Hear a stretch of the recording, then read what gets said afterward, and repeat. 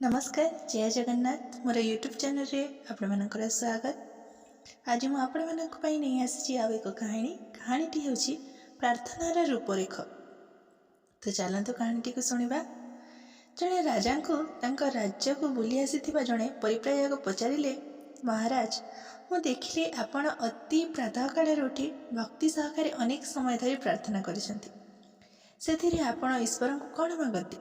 राजा कहिले, मु आमवासर द्वारपाल ठारू आरंभ करी आम रोसैया माली कचुआन अस्ताबल तत्वावधायक दे महामंत्री अमात्यांक पर्यंत जेते लोकंकु जानिछि समस्तंक नाम नहीं सेमानंक लागि प्रभुंक आशीष मागे।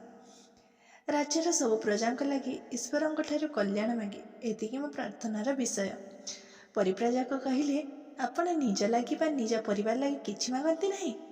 राजा कहिले, भगवान मते एवं मो परिवार को जहा देइछंती ताठारू अधिक मागिबा दुष्टता हेबो। पुणी मो बा मो परिवार सर्वदा परनिर्भरशील। धरतु द्वारपाल जनक राति अनिद्रा होई न जगिला, ताहेले मो परिवार सुरक्षित रहिबु?